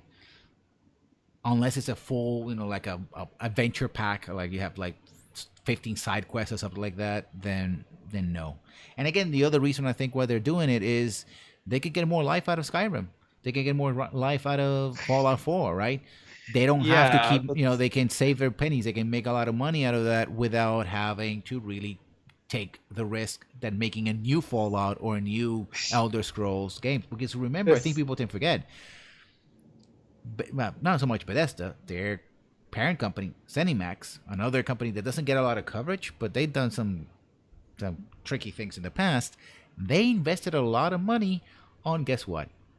An Elder Scrolls MMO. Mhm. That MMO that I don't think I've ever seen anyone play. I think my cousin might have played it once. Yeah, and they did it in a time where nobody actually plays a lot of MMOs, right? And it would have broken the record for fastest MMO to go free to play if SWOTOR had not beat them to it. Hmm. And guess who made SWOTOR? Our good friends from Electronic Arts and BioWare. Which might explain why Mass Effect Andromeda got punted over to Montreal. Uh, oh, by the way, we didn't talk about the reveal trailer for the new Bioware IP. Delon. I Yeah, think I preferred Delon better than Anthem. I watched it and went like, well, it's sci-fi-ish. Yeah. I got essentially Destiny vibes, Hmm. And which I'm is a not into big Destiny one. right now. No. I got hey guys, face animations vibes. There's power armor. There's a wall. There's a war because it's always a war. I'm sure there's a lot running around picking out alien flowers and shooting monsters. And it's an MMO. Probably going to be an MMO, or at least it looks that way. Yeah. So it this ties into what I mentioned before about essentially this was the first trailer we got teased and EA's own presentation. It was just a little tease because again they were jerking off Microsoft with their Scorpio, and of course we get the full gameplay trailer at Microsoft's presentation. Powered by the Scorpio in 4K. It looks beautiful. Mm.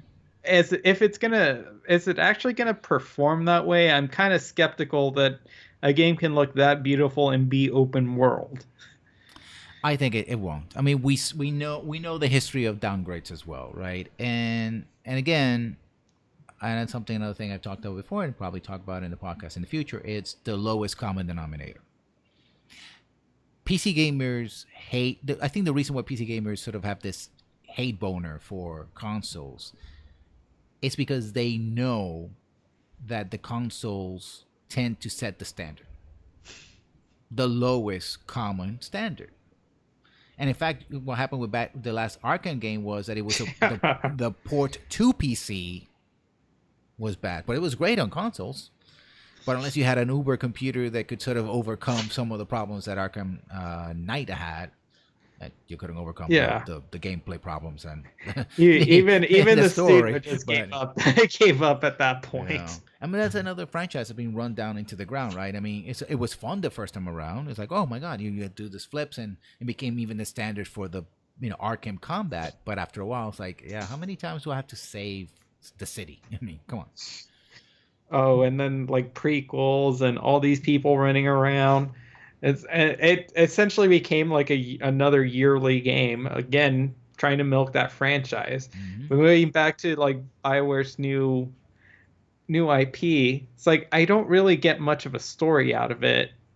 It's I've never played any of their MMOs, particularly. I don't think I've ever played any of their Star Wars games, but are those MMOs like story heavy at all? I think SWTOR is pretty story heavy. Uh, I think with the people that play it, and it doesn't have a fan base, but it's um, the thing about is I think the game cost like $100 million to put out there. Hmm. So that's very expensive, even by today's standards. Even if when you have your Destinies and your GTA's running around, right? And it was supposed to be subscription based. Yeah. They couldn't get enough people to subscribe to it, right? They couldn't get people to pay whatever amount of money they were going to pay monthly. They just couldn't do that. So they had to go to free play, which means it has tons of microtransactions, which means something like what 5% of the people actually paying for the entire game experience. Everyone else is like, well, I paid for the original pack and that's it, right? It has a ton of story though. It definitely is very story driven, as a Bioware game usually is. But also Electronic Arts is trying to milk the Star Wars cow, Of and course. yeah, the Force might not be with them. I mean, I'm conflicted because I love Star Wars. I remember KOTOR. Don't remember KOTOR too so fondly, but I enjoyed it.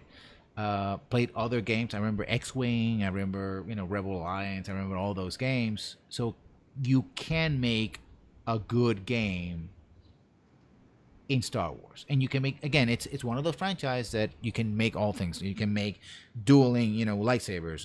There's a rhythm game that was made. I mean, all kinds of things. But you have to know what you're doing, and you gotta respect the audience. You gotta respect the consumers. Otherwise, it feels like you're just exploiting the fanboys. Like people are gonna buy because of Star Wars.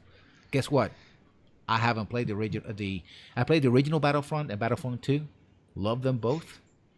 Didn't touch the Battlefront that is out there right now because it was like you're not giving anything here. And this one looked cool. It had Ray fighting. I love her as a character, but again, I'll Mm, wait. And people who wait are not the audience that is right now propelling AAA games. It's as that's simple as true. that. But yeah, so my main concern with Anthem is just how they're going to present the story.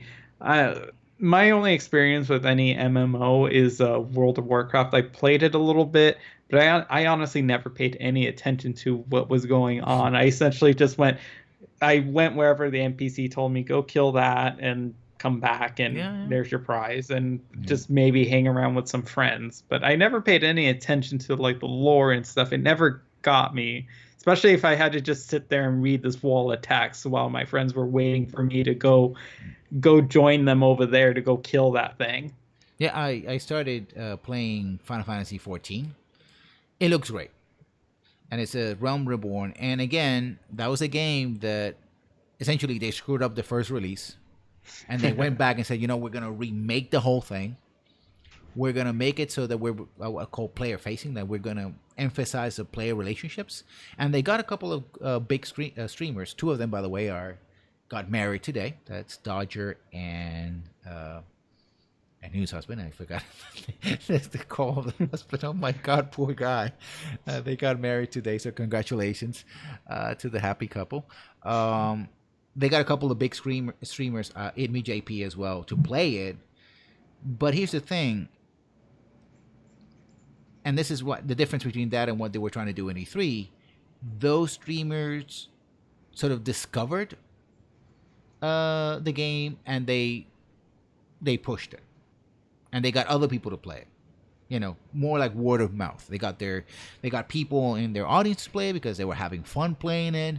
They and they joined in and did that. It wasn't like, oh, we're gonna bring you over to Las Vegas or LA or whatever, and you're gonna pretend to have fun for 5 minutes and a vertical slice of something that we're not gonna see in 3 years down the line. Maybe it's not gonna look like anything that we show you today, and people know that.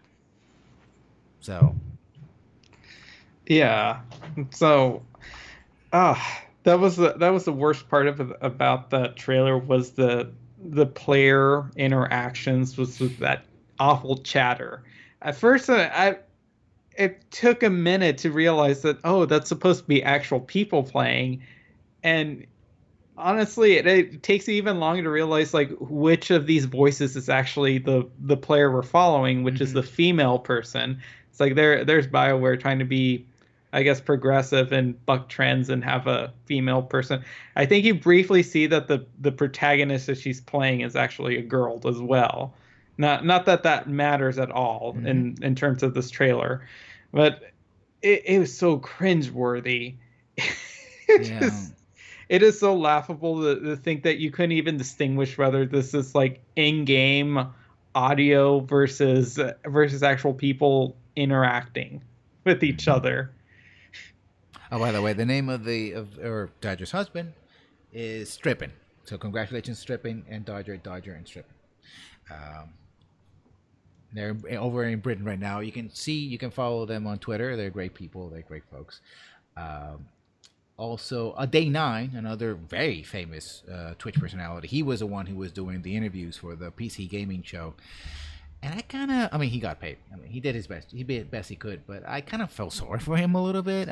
Day Nine, if you ever watch this, I'm not blasting you. You try to do a good job. I probably wouldn't have done half the job you did. So congratulations, you got the gig. But dude, sorry, dude. It kind of felt like you were like, I'm here. I got paid. Hell, I'll say I'll throw in I'm queer too just to get a couple of more ratings because I just gotta I don't know I just gotta do something and it's like I'm interviewing these people that are not very interesting. I'm talking about games that I really don't care about, and I gotta really sound excited. Yay! Especially when the transition from one game to another was non-existent. That at some point it took me a couple of minutes to realize like, oh, the interview they're talking about wasn't about that game that was right before it. It's like Because there was some they played a trailer for some sort of war game, and then there's an interview that follows directly after it. They don't present the game, and then they talk about they mentioned lizard people. I'm like, I didn't see any lizard people in that trailer. Like, it didn't seem like it was a fantasy game. And then it's like, oh, they're talking about a completely different game. They didn't even introduce. well, and it's like, It oh, I was. have the script. I shall follow the script. Am I reading the script right? Yes, you're paying me for reading the script. Hello, I am me. Insert name. I would have rather watched the female interviewer person. She sounded exactly like a Jessica Chopo from Mass Effect, except that she was actually trying to, she's actually on camera being a reporter and not trying to pretend that she's holding a conversation with someone. Yeah.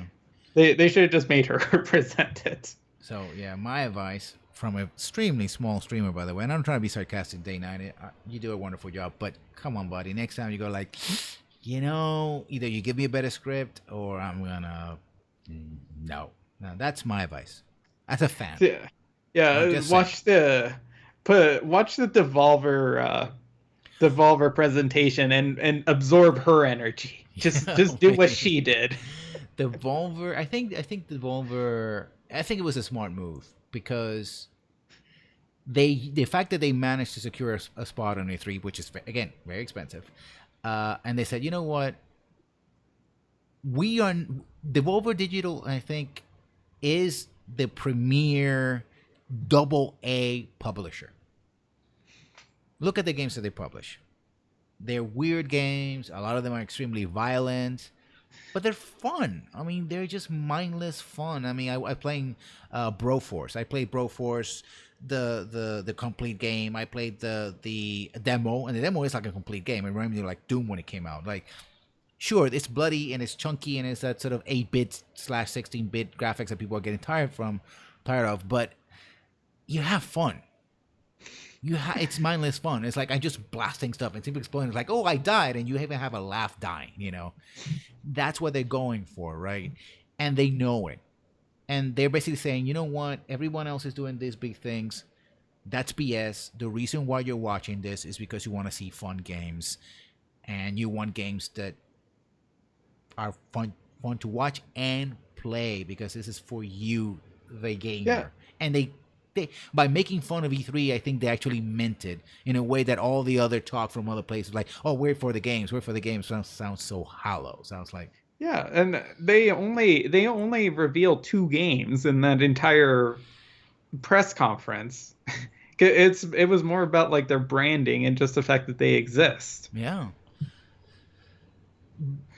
because I think again, and that's an admission that games are expensive. You're not gonna make like what 15 games, I mean, unless you're, I don't know, the person who makes like Five Nights at Freddy that turns a chapter, or used to turn off a chapter every 3 weeks or something like that. I'm exaggerating for those who actually like the game, but there's that, right? It's like, unless you're in that kind of market, yeah, it's even smaller games are still gonna be expensive, relatively speaking. But if people buy into the brand and they trust the brand, they're more likely to buy whatever Devolver Digital puts in front of them because they have that trust. If they can maintain it and don't get too greedy, that's Yeah. I just love their tagline, the unethical business practices of tomorrow. yeah. And you think about it, their games are usually short enough. I mean, like a game costs like 5 hours at most. I don't think Something it like that. 5-10 hours at I mean, most. So there's no so, there's no space for. Oh, by the way, there's the Gold Blink Gun of Destiny for 99 cents, and the Horse Armor of Fortification for 9.99. And it was like, dude, I just the game I just finished it. I'm done. How about no?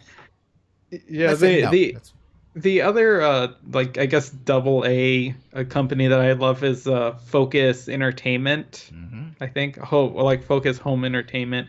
They tend to put out the games that I seem to have more interest in as of late. Although I've noticed that with one of their latest games, they started kind of pushing pre-order like DLC, which I'm kind of like,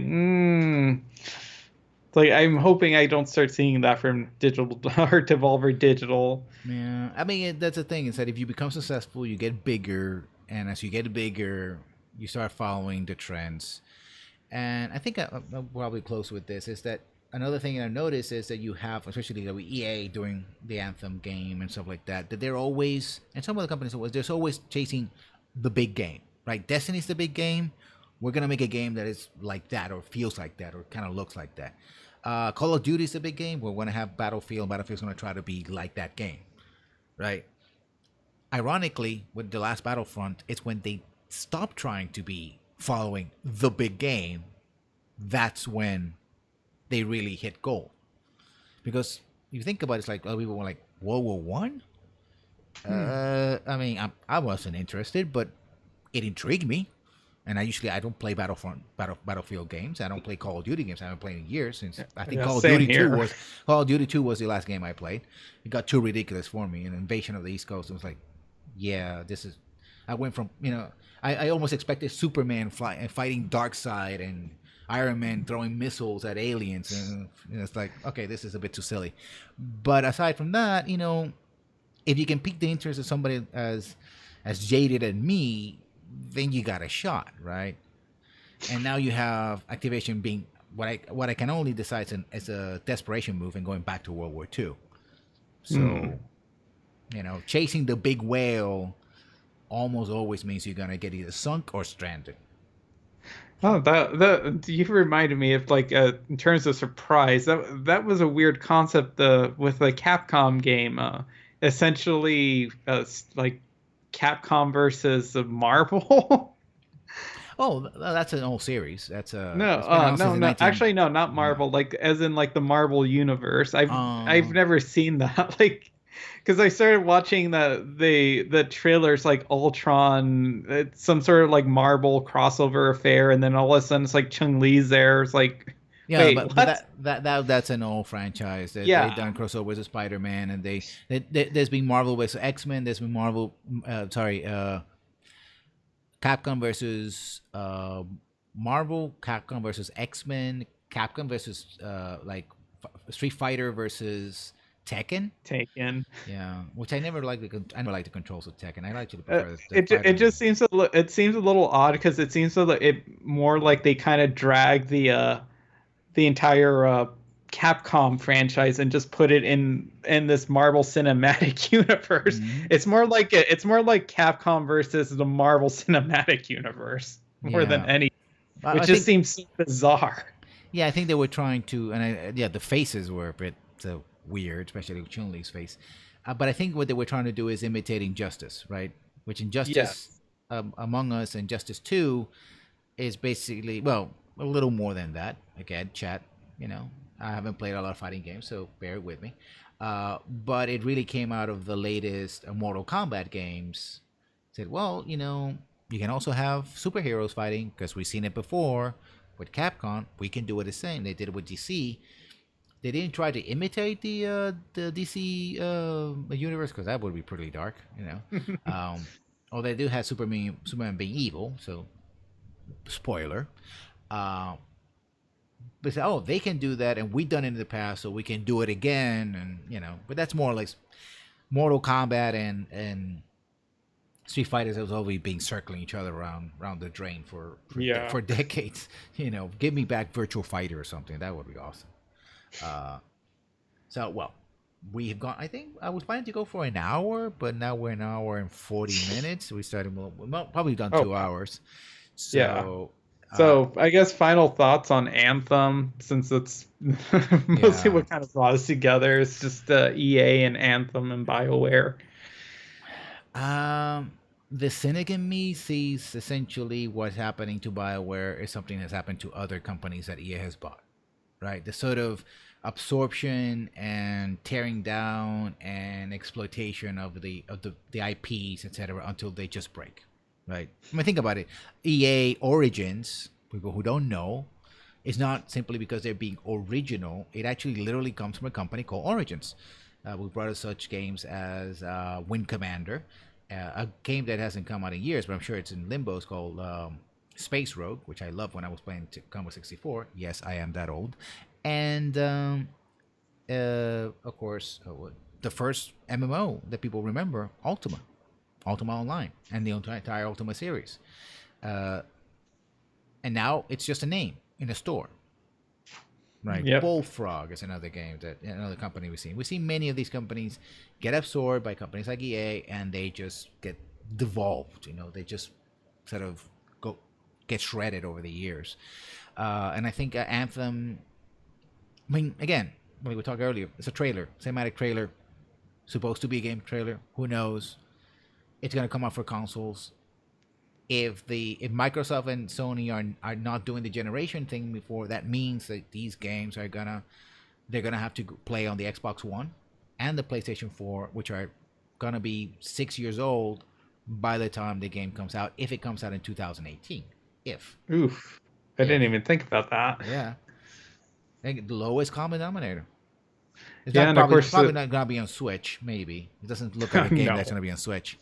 Um, so my final thoughts is that right now the industry, the triple A industry, the top of the industry, let's be very careful with this, is riding high, but it's a very rickety road that they're riding, right? And at any moment it could crack and collapse. The good news is you have other things like the Switch in terms of consoles, which means that you can still have fun. I think consoles are still gonna sell, so the hardware side is not gonna suffer as much. And you have double A games, and you have indie games, and you have mobile games, which again I'm not a fan of, but they're there. So I expect a major shakeup. I would call it a shakeup. I wouldn't call it a collapse or something like that. That would be exaggeration. People have been predicting that for years. Not So gonna happen. not gonna happen. But I would expect some kind of major shakeup in the next 3 years, and we're starting to see the pattern here in E3 with the reboots and the repeats and the playing it safe, and the chasing of the whales and the microtransactions and everything else. Right? That's my take on it. If I'm proving wrong, kudos. Everybody wins. Well, companies really win, not us. But if I got it right, don't be surprised. Your thoughts? Well, as far as Anthem, it honestly, you hit the nail on the head with it playing it safe because as pretty as it looks, it honestly looks generic and derivative for today's standards. If it came out a couple of years ago, it would have been innovative. It looks derivative by now. And in terms of I don't see where they're going with it. Like how is this supposed to be the Bob Dylan of video games? It hasn't sold me at all. But in terms of where the industry's going, I think we're gonna see a paradigm shift with the fans going towards more indie games because those are going to be the fun. We're still going to have our AAA games. Mm-hmm. They're going to try to appeal to the lowest common denominator, not in terms of consoles, but in terms of audience. Mm-hmm. But I think if you're going to want something that's more quality and probably more fun, you're going to have to look at indie games. Yeah. Well, I'd like to thank the audience. Actually, this is the most participatory audience that we had so far. Rocky Biohazard, Papio Pia, and Faranox. I know you were making a lot of jokes about Neo and everything else, but that's fine. You follow the rules more or less of the chat, so we're not gonna get too angry about it. Yeah, and Chapomon was being fun, was with being playing that. So you're gonna see a couple of weirdness as we switch over from the stream. That's because of OBS and because I'm a newbie and stuff. So yes, you can use the word noob on the chat if you want. That's fine because it's true. And we like to thank you to coming to our first stream lessons learned podcast. We're going to try to make this regular. We'll put the announcements on different platforms as we go along, if we can do so. If you have any ideas on what we can cover next, you can leave it on the chat. You can also send it to my Twitter at Rafa Writer. That's at RAF Writer, just one word. Or you can contact me over at the Mad Squad Discord. I'm a member of the Mad Squad. That's the community around one of the designers of Dungeon World, award-winning Dungeon World tabletop RPG. Take a shot. That's a little joke I always throw in, and and other places as well. So thank you for coming. Thank you, Chapomon, for being with us. No problem. And we'll see you on the flip side. Good night. Take care, everyone.